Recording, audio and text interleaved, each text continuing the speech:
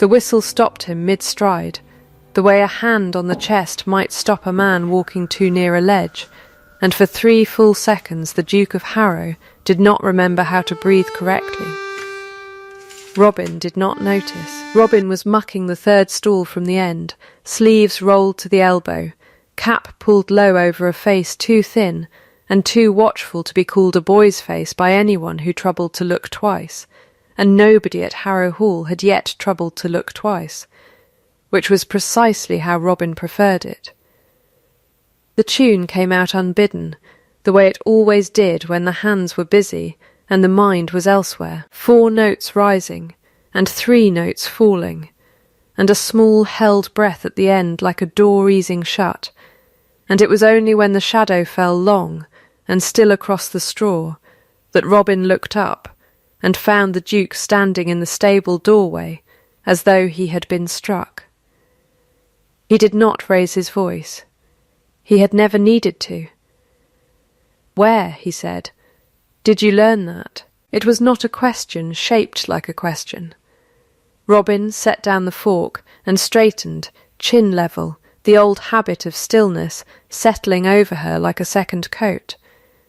Because a girl dressed as a boy and sweeping another man's stable floor for 4 shillings a week could not afford to flinch at a nobleman's tone, however strange it came.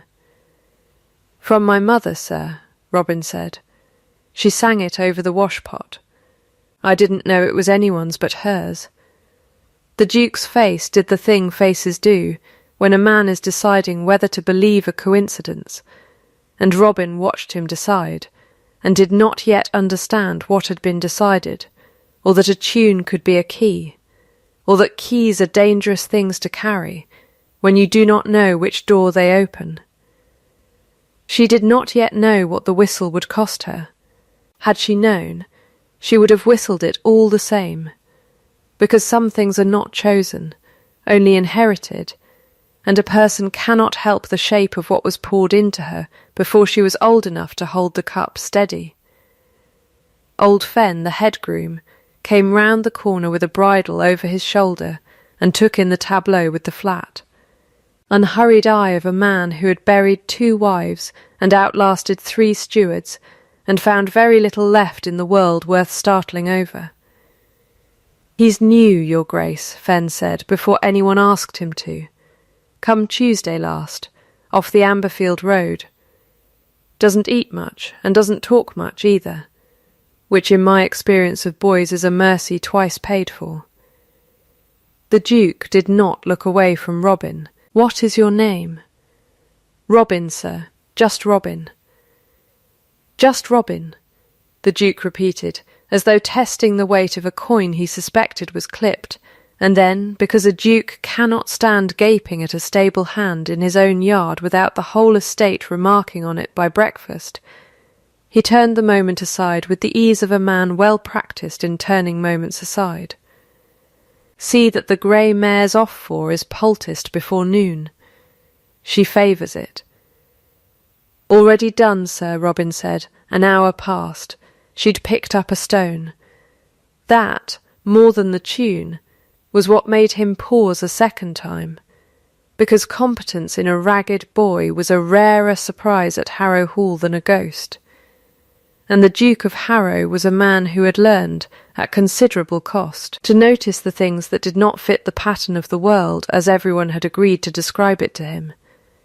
He said nothing further. He left the way he had come, and Fen watched him go with the particular squint of a man doing arithmetic he did not like the answer to.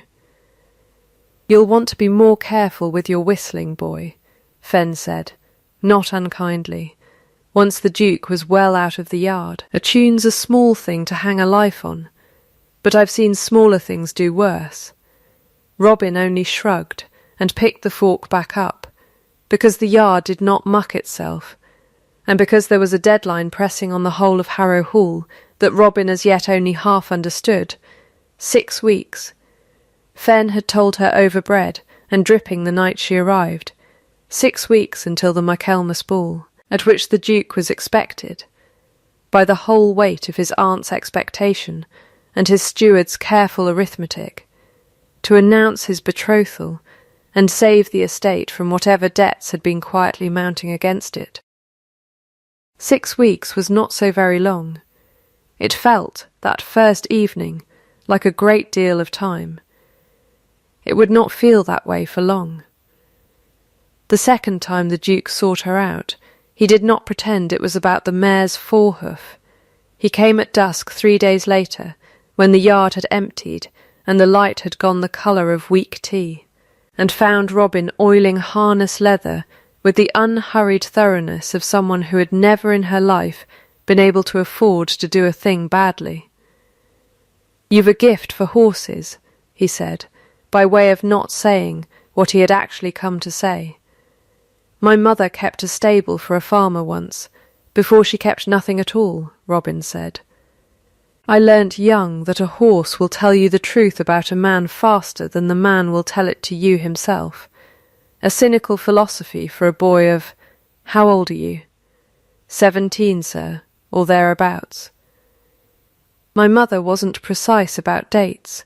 She said a date was a debt you owed the parish, and she preferred to owe nothing to anyone. The Duke almost smiled at that, and caught himself before the smile arrived, the way a man catches a glass before it tips, and Robin filed the almost smile away, without knowing yet that she was the one who would spend the next 2 months slowly, patiently earning the whole of it. "I'll ask you plainly," he said. "Did someone teach you that tune to use against me? Are you sent here?" Robin's hands did not stop moving on the leather, though everything in her narrowed to a fine, cold point. "Sent by whom, sir? I don't know your family. I don't know your house. I know a song my mother sang me to sleep with, and I know that when I whistled it your face went the colour of skimmed milk, and I would very much like to know why, since it seems to have put my position here in some danger through no doing of my own." It was the boldest thing she had said to him, and she watched him weigh it, turning it the way a man turns a coin to check the mint mark. "It was my mother's," he said finally. "She died when I was 11. She used to sing it to my sister and me, and to no one else that I ever heard, in all my life, until 3 days ago in my own stable yard." The word landed in Robin like a stone dropped down a well, and she felt, rather than heard, the long silence before the splash. "I'm sorry for your loss, sir," she said, because it was true, and because she did not know yet what else to make of it. "Mine's some years gone too. She never told me it belonged to a duchess. She never told me much of anything, in the end, except to keep my head down and my hands busy, and never once come within 10 miles of a place called Harrow. And yet here you are. Hunger doesn't consult a map, sir, that got the almost smile again, further along this time, and further still when old Fen ambled past with a lantern and remarked, to no one in particular, that a man could stand talking philosophy at a stable boy till the cows genuinely came home, or he could let the cows come home, and one of those options involved supper. The Duke went. Robin finished the leather in the dark, turning her mother's last years over like a stone she had never had cause to lift before. The thin cottage on the parish edge, the coughing that came with the wet winters, the way Nelvane's hands, worn to leather themselves, had never once let go of the small silver whistle she kept on a cord beneath her shift, not to be sold even in the worst of the hungry months, not even when the parish overseer suggested it plainly would fetch a good price. "Keep it safe," her mother had said, near the end, when the words had grown thin, and had to be spent carefully. "Keep it, and keep quiet, and if ever a day comes when it's safe to be loud, you'll know it by the bell in your own chest." Robin had not understood that instruction as a child. She was beginning, in the stable dark at Harrow Hall, to suspect she was living inside it. The steward found her 3 mornings later, in the feed store, with the ledger open on the barrel head and a stub of pencil behind her ear, and he found her, as he found everything, without appearing to have arrived at all. Simeon Voss had a gift for entering a room the way water enters a cracked jug, quietly, and only noticed once the damage was already done. He was a neat man, silver-templed, soft-spoken in the particular way of men who have learned that a raised voice invites scrutiny, a lowered one never does.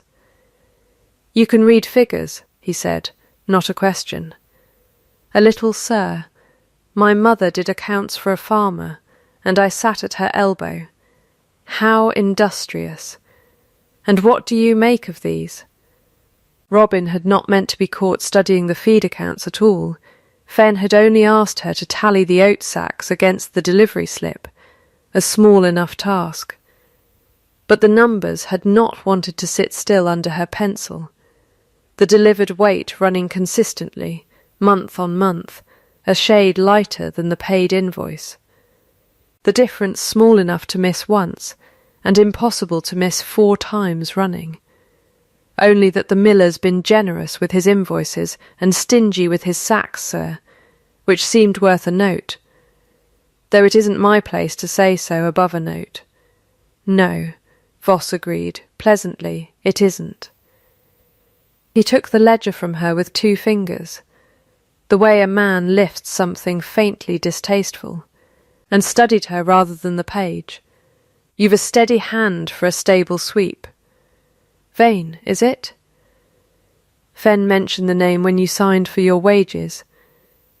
"Robin will do, sir. I asked for a surname, not a preference." "Vane, then," Robin said, "because a name freely given invites less suspicion than one visibly withheld, and because she had not yet learned to hear the particular stillness that came over Voss's face at the sound of it, the way a pond goes still just before something beneath it moves. "An old name in these parts once," Voss said, almost to himself. And then, gathering the ledger under his arm with the mildness of a man closing a subject rather than opening one, he added, "I'll have the mill accounts looked into. You needn't trouble yourself with figures again. Sweep, and be glad of the wage, and leave the arithmetic to those paid to be troubled by it." He did not raise his voice once in the whole exchange, and it was only afterward, scraping the last of the barley into the bin, that Robin understood she had been threatened, gently, the way a man closes a door on a draught rather than slamming it, because a slammed door draws the household's notice, and a quietly closed one draws nothing at all.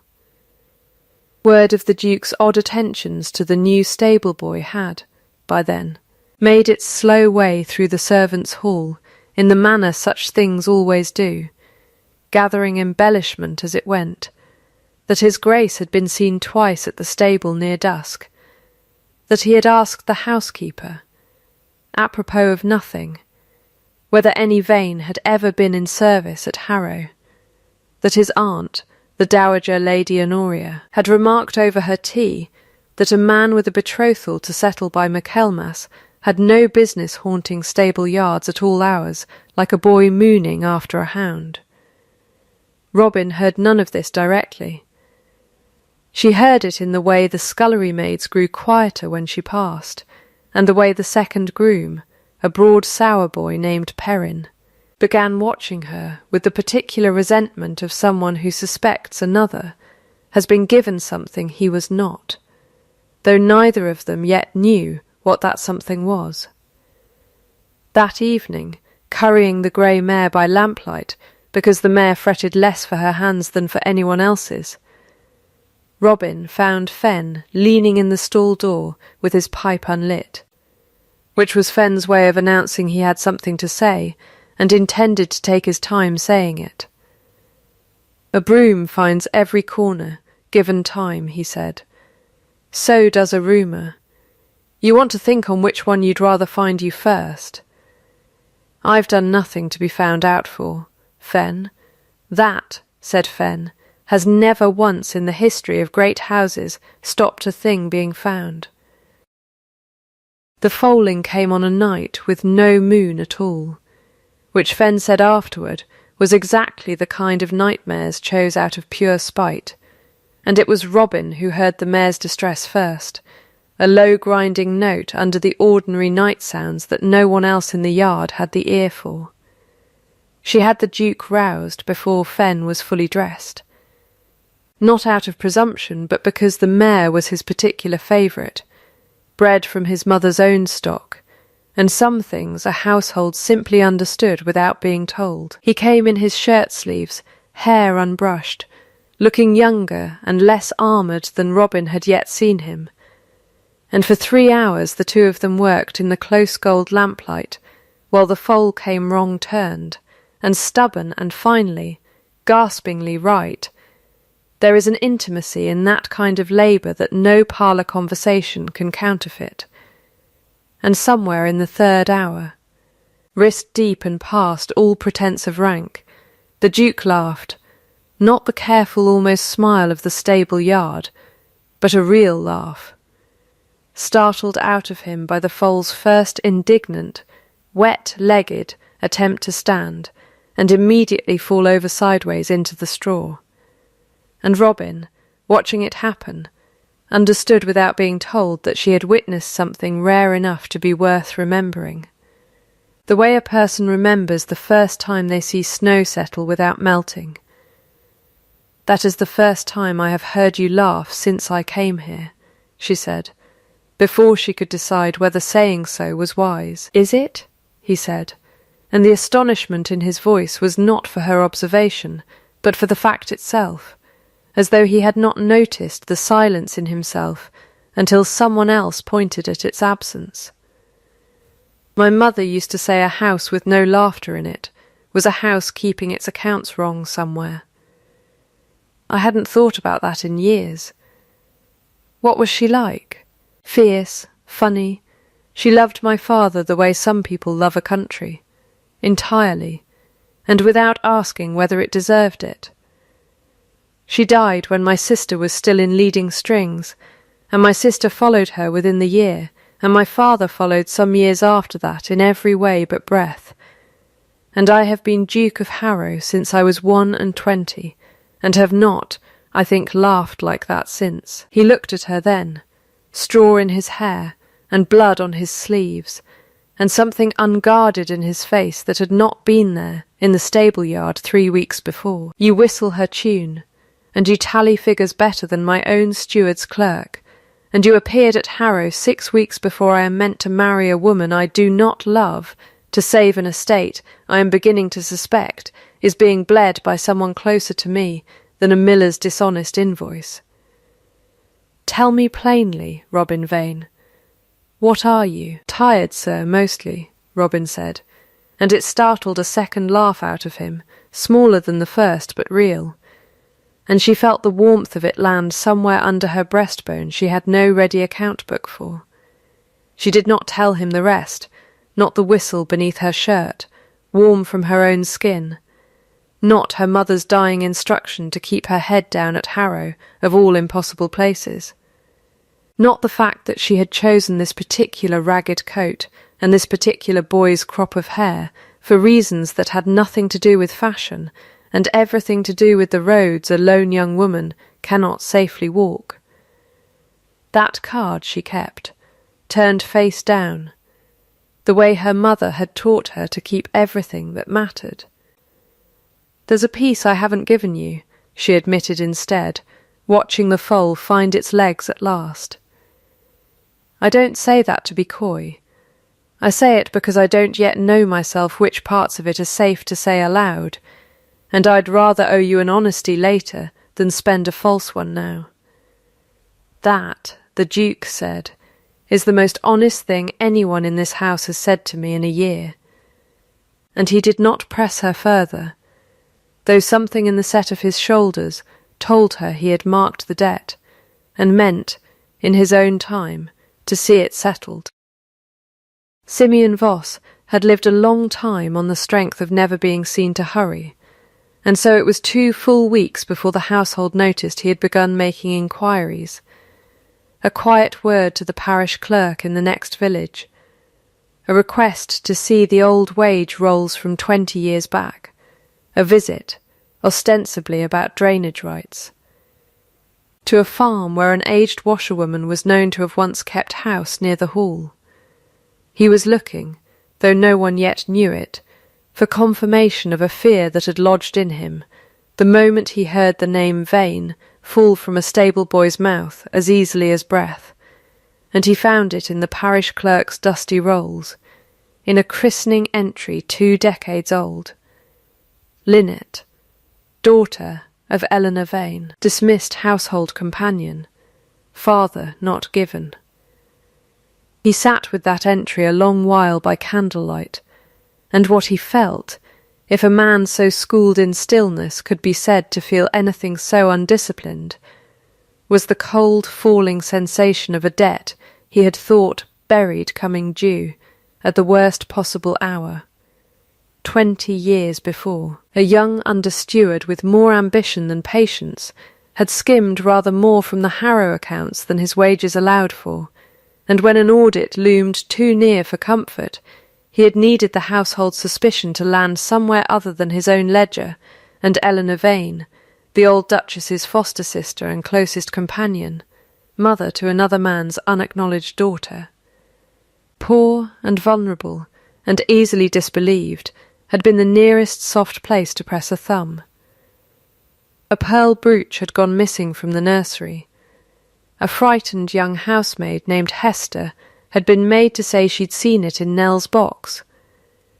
Nell had been turned out within the week, with no character and less mercy, and a young under-steward had climbed, in the years since, quite comfortably into the very post his crime had been committed to protect. He had thought the matter as dead as the woman he'd ruined.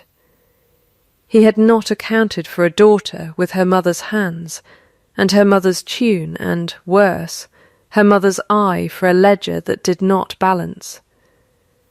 Voss did not act in panic, because panic was beneath him, but he acted with the particular speed of a man who has recognised that 2 separate fires are now burning in the same house, and only 1 bucket of water to spare between them.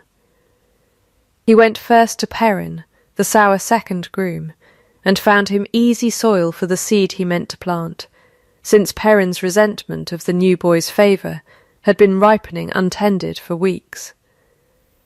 A coin was mentioned, a story was rehearsed, and on a market morning when the Duke and most of the upper household were 3 miles off at the county fair, Voss went himself to the tack-room where Robin kept her few belongings, and where, wrapped in a strip of flannel at the bottom of her small trunk, the silver whistle lay beside 2 shillings of saved wages, and when he came out again, the whistle was in his pocket, and the 2 shillings were arranged, quite visibly, atop her folded shirt, where any searching eye would find them looking exactly like the fruits of theft. What had kept Robin safe for 6 weeks, her competence, her steadiness, the Duke's slowly warming trust, became, in the space of that single quiet morning, the very shape of the trap closing round her, because a girl too good with figures and too familiar with a duchess's private tune was no longer merely curious. She was, if handled correctly, dangerous, and Voss had spent 20 years learning exactly how to handle dangerous things without ever raising his voice. The accusation came that evening, in the kitchen yard, with half the household present to hear it, which was precisely the point. Voss produced the whistle from his own pocket with the grave reluctance of a man performing an unpleasant duty rather than relishing one, and said that it had been found, along with certain moneys, hidden among the stable boy's things. And that Perrin, here the sour boy examined his boots with great interest, would swear he had seen the boy palm a coin from the tack-room strong-box not 3 days past. Robin felt the yard's attention swing toward her like a compass needle finding north, and felt, beneath the fear, a colder and steadier thing. The absolute certainty that the whistle in Voss's hand was her own, had been her own since before she could walk, and that its presence in his pocket was not discovery, but theft dressed as discovery. "That whistle is mine," she said, and her voice did not shake, though everything else in her wanted to. "It was my mother's before it was mine, and I have carried it since I was old enough to carry anything. If it was found in my trunk, sir, it is because that is precisely where it has lived for 17 years, and I would ask how you came to be searching my trunk at all, on a morning I was 3 miles off at the fair with everyone else. A steward may inspect the households under his charge," Voss said, mild as milk, "and it is a poor thief indeed who claims the stolen goods as inheritance the moment she is caught with them." The Duke, arriving late to the scene and taking in the tableau with a face gone very still, asked to see the whistle himself, and turned it once in the lamplight, and Robin watched him recognise it, not the shape of it, which he had never seen, but the weight of what it might mean, and watched the recognition war visibly with the careful unilateral instinct that had governed him since he was 11 years old, and had decided, quietly, that the way to protect anyone he loved was to handle danger alone and never let them see the cost of it. That instinct won. That evening he did not defend her outright, not yet, not in front of the whole yard, because Voss had already murmured something about the estate's reputation and the ball 3 weeks off, and how little Harrow could afford another scandal on the heels of the last, and the Duke, grief-armoured and duty-bound, chose the quiet path rather than the loud one. He offered her a way out instead, a private word, an hour later, in the estate office, low-voiced and evidently meant as kindness. "Take a character reference and £10 and go quietly tonight," he said, not meeting her eyes. "No charges, no magistrate. It is more than most stewards would offer a servant under such a cloud. And it is the most I can do, without opening a door I am not yet certain I know how to close again." Robin looked at the £10 on the desk, more money than she had seen in one place in her whole life, enough to buy a season's safety, a fresh disguise, a fresh start, somewhere Voss's reach did not extend, and felt the whole aching weight of what refusing it would cost her. "No," she said, "I won't sign a paper that says I stole what was given to my mother by a woman who loved her, and I won't take money to disappear quietly so that whoever did search my trunk this morning can go on sleeping well. I have very little, sir, but I will not spend the one thing I have never once sold, which is the truth of what I am, even to buy my own comfort." She left the £10 on the desk, and left the office upright, and it was the costliest thing she had ever done, and the Duke watched her go with an expression she did not stay to read. She was gone from the hall within the week, dismissed all the same despite her refusal, because the Dowager Lady Honoria had declared the matter a scandal that could not be permitted to fester so near the ball, and the Duke, for all his private doubt, had not yet found the courage to make his doubt public against the combined weight of his aunt and his steward, and the calendar itself. Robin took a room above the smithy in the village on the last of her wages, and there, in the grey hour before dawn on her third homeless morning, she finally understood the full shape of what her mother had carried silently for 17 years. Because old Fen came knocking, out of breath and out of patience with the whole business, and laid before her a bundle of papers he had no earthly right to possess. "Mrs. Pell gave me these," he said. Hester Pell, the housekeeper now, had been the frightened housemaid once, and something in watching history repeat itself beneath her own roof had cracked open a conscience she had kept locked for 20 years. Old wage rolls, a letter the Duchess wrote and never sent, near the end, when she was too weak to write more than a page at a sitting. Hester kept them out of guilt, she says, same as she's kept her silence out of fear. And she says she's more tired of the fear than she ever was afraid of Voss. Which I take to be a considerable admission from a woman who's flinched at his step for 2 decades.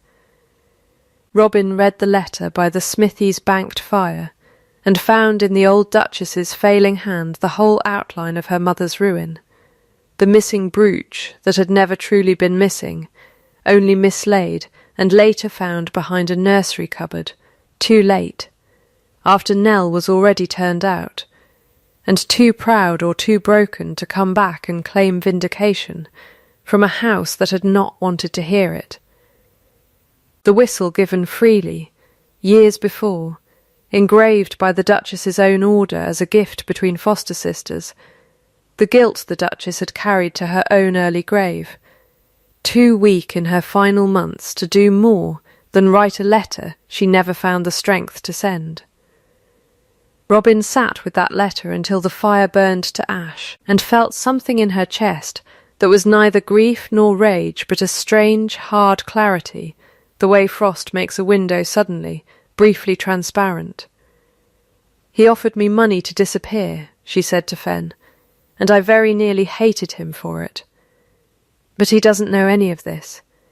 He spent his whole life deciding alone what other people ought to be spared, because no one ever let him choose otherwise. And I think, Fenn, that if this is going to be undone at all, it will have to be undone in the light, before witnesses, because a quiet mercy is exactly the kind of thing this house has always used to bury its debts instead of paying them."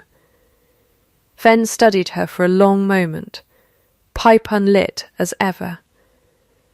"That," he said, "is either the bravest thing I've heard from you, or the last foolish one. We'll know which by Michaelmas.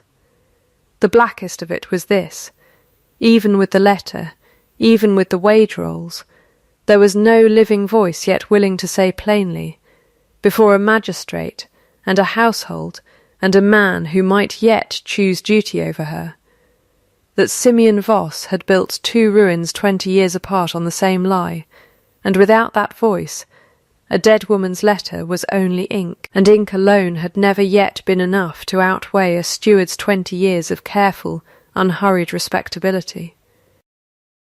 The days that followed moved the way water moves before it finds the crack in a dam, quietly, purposefully, gathering. Fenn carried the letter to the Duke himself, refusing to be turned away by the footman twice, and stood in the study doorway until his Grace read it through in silence, and then read it through again. And something in the Duke's face, Fenn reported afterward, had gone the particular grey of a man realising he has spent a season protecting the wrong person from the truth. "I sent her away with £10 and a character," the Duke said, more to himself than to Fenn, "because I thought I was sparing her a public shaming. I have been sparing myself the trouble of trusting my own instincts since I was 11 years old, and I am done with it." He rode to the smithy himself that same evening, and found Robin at the forge fire, and did not waste time on preamble.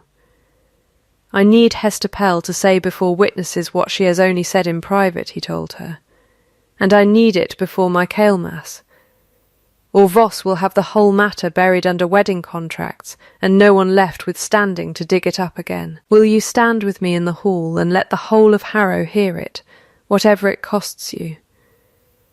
"It will cost me being seen for exactly what I am," Robin said, "which is not a boy, sir, and never has been, and I would rather you heard that from me now than watch you discover it in front of the magistrate."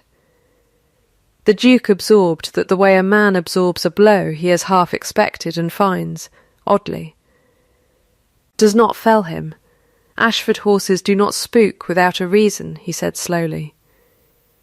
"Neither, I begin to think, do stable boys. I find I am not so very surprised, Miss Vane, only sorry it took a fire and a stolen whistle to earn me the truth outright. Together, over 3 feverish nights, they built the case that Voss's own carefulness had left vulnerable, the old wage rolls, cross-checked against the current feed accounts in Robin's careful hand, showed the same telltale flourish on every falsified figure, a small curled tail on every numeral 2, a habit 20 years had not broken him of, the Duchess's letter, held back until the last possible moment. And Hesterpell herself, coaxed by Fenn's blunt patience and the Duke's quiet assurance that no harm would come to. Her for speaking now, agreeing at last to stand and say plainly what she had done and why. Voss, for his part, felt the ground shifting beneath him before he could name the cause, and made the first true misstep of his careful career. He was seen, 2 nights before the ball, feeding pages from the old estate ledgers into his study fire, and it was Perrin himself of all people, conscience finally outweighing his coin, who reported it to Fenn before the last page had fully burned, salvaging enough charred fragments of Voss's own hand to matter. "He's frightened," Fenn said, holding the scorched paper up to the lamp like a man reading tea leaves. "First crack I've seen in 20 years of watching that man. Frightened men make mistakes, and mistakes are the one thing a broom always finds, given time." The plan that emerged was Robin's own in its bones, whatever the Duke's rank lent it in authority, not a rescue mounted on her behalf, but a case she had built with her own hands from her own mother's ruin.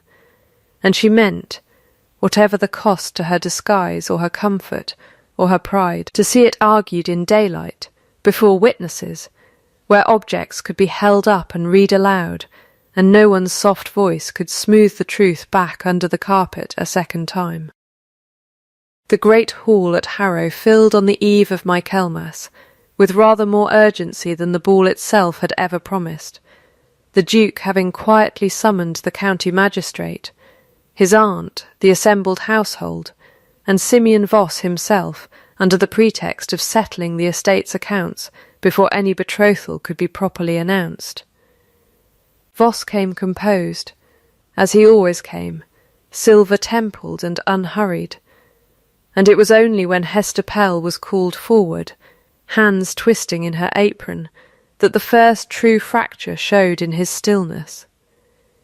The magistrate, an unhurried man named Corbin, who had seen enough county scandal to be surprised by very little, asked his questions plainly. "Mrs. Pell, 20 years ago you swore you saw a pearl brooch in Eleanor Vane's box with your own eyes. Did you?" The hall held its breath the way a held breath holds a room. "No, sir," Hester said, and the word came out small and then, having been said once, came easier. "I put it there myself. Mrs.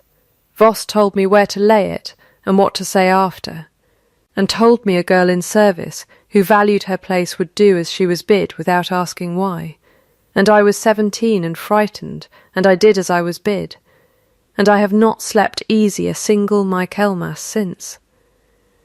Voss began, softly, to object to the character of a servant's memory after 20 years, but the Duke set the old Duchess's letter on the table between them, and beside it the whistle, and beside that the charred ledger fragments with their small curled 2s matching, unmistakably, the current season's falsified feed accounts, and asked Voss plainly to explain how a dead woman's own hand and a housemaid's 20-year guilt and his own unbroken habit of penmanship had all, independently, arrived at the identical conclusion. "Read the inscription aloud," the Duke said to the magistrate, and Corbin turned the whistle to the lamplight and read, in a voice that carried to every corner of the hall, "For Nell, who sang me safe."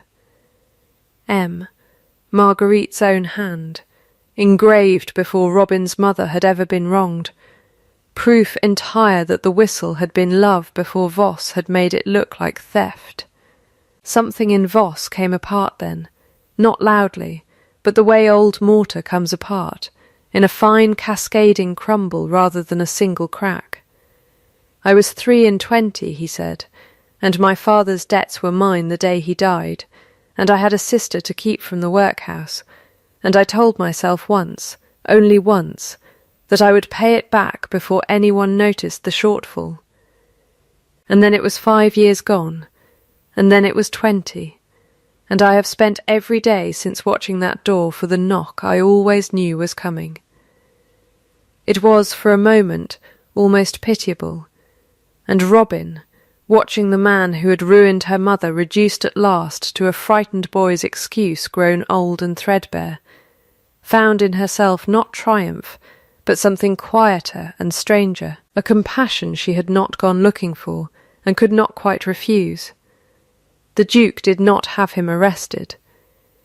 "You will leave Harrow tonight," he said, "with a small allowance sufficient to keep you from want, and you will go to your sister's house and stay there, and you will never again hold a ledger that is not entirely your own. I do this not for your comfort, Mr. Voss, but because the alternative is a public trial that would cost this house and everyone in it more than your disgrace is worth, and because I find, having watched a woman refuse £10 rather than sign away her own truth, that mercy paid forward is worth more than vengeance collected in full."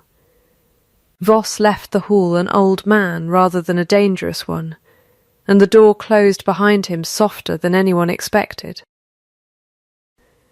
What came after unspooled slowly, the way relief always does, in a house that has spent weeks bracing for a blow.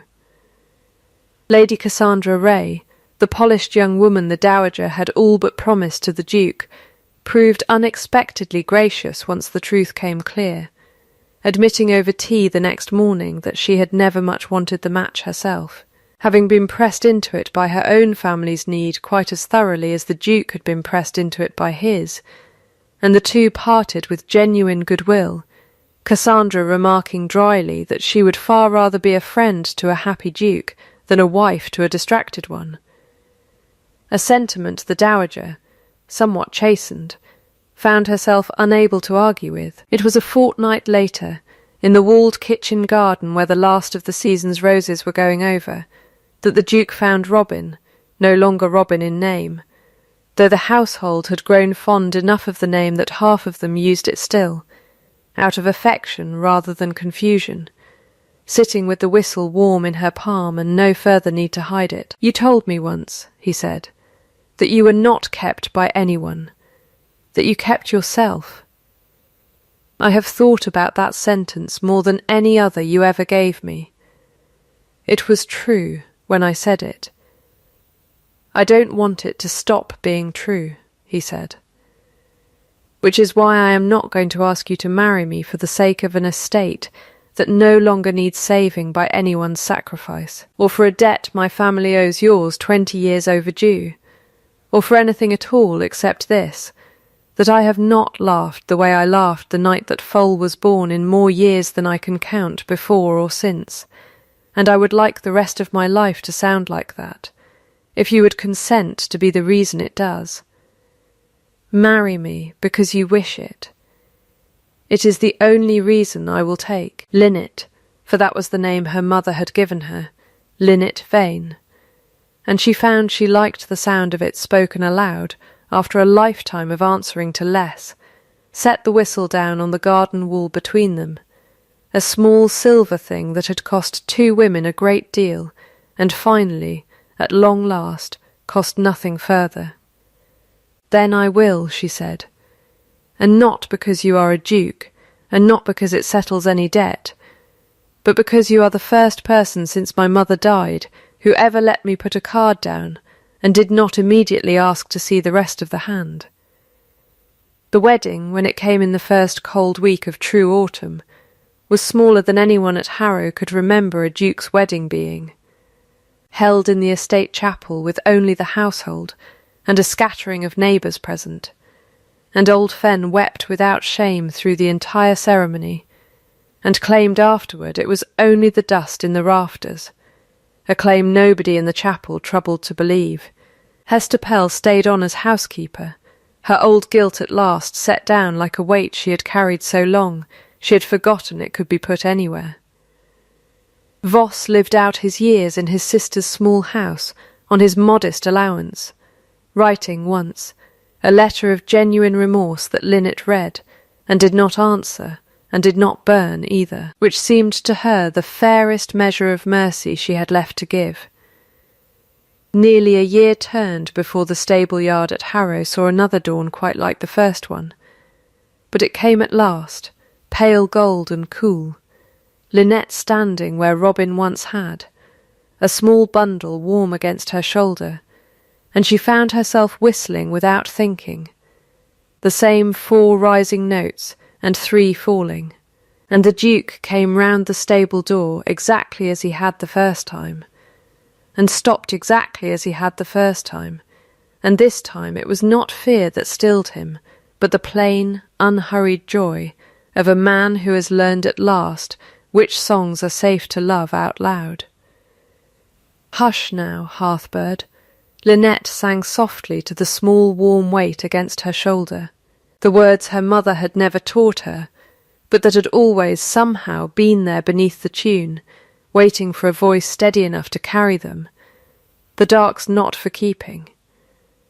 And if this story warmed you, if you have ever carried something small and precious through years that gave you no reason to hope it would ever be safe to show it to anyone, then pull your chair a little nearer the fire, because there is always room by this hearth for one more, and the kettle is already on. I would love to know in the comments below which line stayed with you longest, or what you would have done in Lynette's place at the garden wall, £10 sitting untaken on the desk behind her. Stay a while if you can, and keep a place warm by subscribing, so you never miss the next story told by this fire.